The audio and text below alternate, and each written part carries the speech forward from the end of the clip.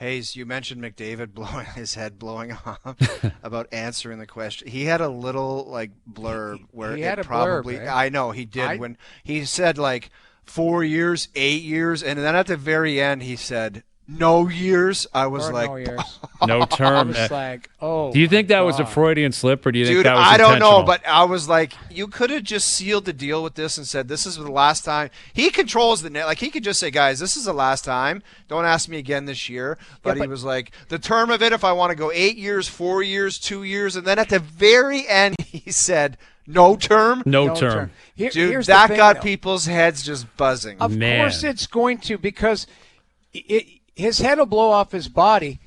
He's doing it himself. Like right. He can't complain about a reaction to a comment like that. Reaction. When you throw out no term as a possibility. No term is a wild comment. Seed. That's a wild comment. It is. And you know what? For him to not listen, he's going to have to talk about it every day until it's not a topic. Mm-hmm. He's the best player in hockey who doesn't have a contract for next season. That's just the facts. That's not us baking something up. That's not, a theory. And until he does something, my theory has still always been that I think he's going to bridge himself. And what I mean by that is a couple years and then, see what it looks like and push to the next level. And what I mean next level is like something with a 20 in it type of thing. Again, that's my theory. So then what's the holdup on that, Jamie? Well, if it's a bridge deal that's just like, okay, let's do a bridge. Let's get the number right. He's waiting to see something. This is my weird theory. But if you have people asking about it every day and it becomes a bone of contention and you've got anxiety about it, like when's he going to sign? Oh, geez, I don't know if he's going to sign all of that. And if he goes on like this for like a month and then he signs a short-term deal, doesn't people go, well, at least he signed something. Like, like to me, it's almost like he's preparing. Like, hey, just so you know, if this is a 2-year, it's not because I'm leaving in 2 years. It's like I want to see what this looks like. Mm-hmm. But you're almost getting people to beg for it. Like, give us something, and then you give them like, oh, thank God he gave us something. Right. It's the pendulum has swung so far the other way that Oiler fans would take anything to breathe easier. Anything, exactly. I think that's possible. Opinion. Now, again, the no term, what he may have just meant by that is I'm playing out the year and then we'll sign next spring. Like I'm going to play out the year and then at that point I'll re-sign with Edmonton.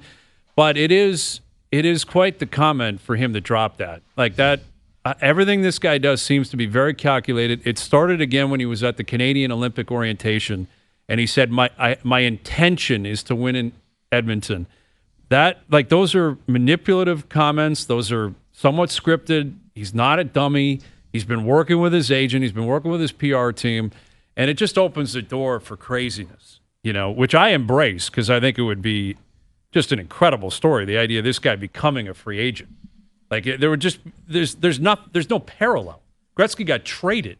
Yeah. Right? Like, Gretzky got traded. Lemieux didn't go anywhere. Sid's still in Pittsburgh. Yeah. Gordie Howe spent his whole career in Detroit. There's no equivalent. And Noodles, I know you said you like the changes at Edmonton, but maybe he's looking at it like, I'm not sure about it. I'm just not sure. And I don't know where the hell that goes because you're not moving out the players you just brought in there, the Mangiapanis and whoever else they've accumulated there.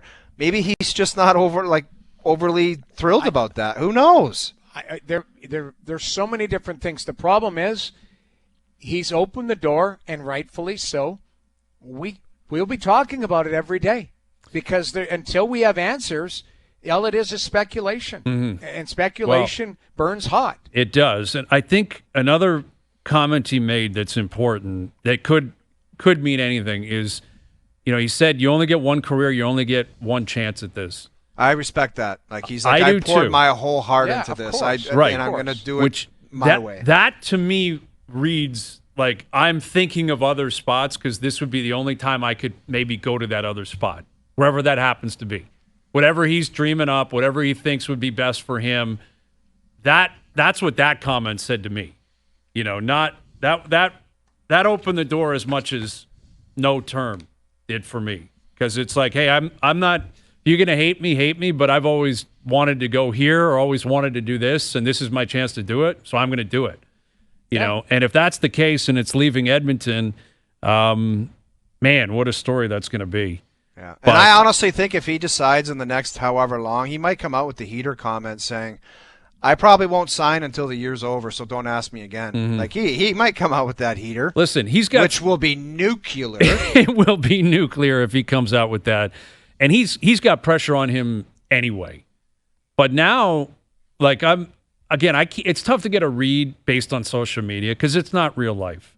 It's nowhere close to real life. But I think he's playing with the emotions of Oiler fans, where he's putting pressure on himself in that market. Like, if this is how we're going to play it, you better be great. Like, you are great, but you weren't as great as you could be last year. Keep in mind, you better be great this year for playing this game. That is one thing that has come out of Edmonton when talking to people is we forget, like, there's a lot of people that thought he was the second best player on that team. He was. He was. Draisaitl had a better year than him. Draisaitl did have a better year. Now, again, different. Look at context of everything. There was injuries. There was lots of weird things that went on. The last 2 years, this team has made the finals. They've had the strangest seasons. They fired their coach 2 years ago. Remember what it was? Terrible start. Like terrible starts. Yep. They've had You're wild things happen. Coaches fired, all of that. And Jamie, maybe that's a part of his thought process too, where he's like, we just went to the finals in the most bizarre ways 2 years in a row.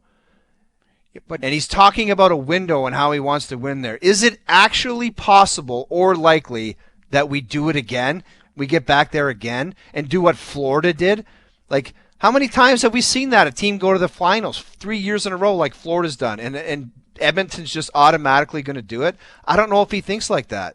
Well, I really don't know. He should put the pressure on himself to deliver that because, listen, he is the best player on the planet. Yep.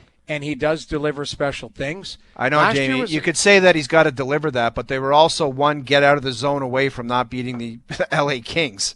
Fair. That's true. Like their season was very weird last Bizarre. year. And you could argue that the team the year before was better. That's the thing.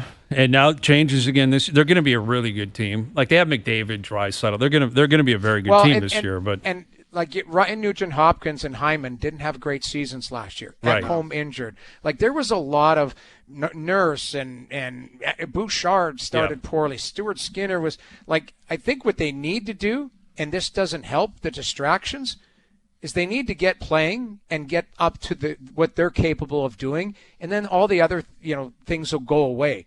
But what happens is they haven't been able to do that the last 2 seasons at the start of the season, is get to their game. It's taken them a while to get there.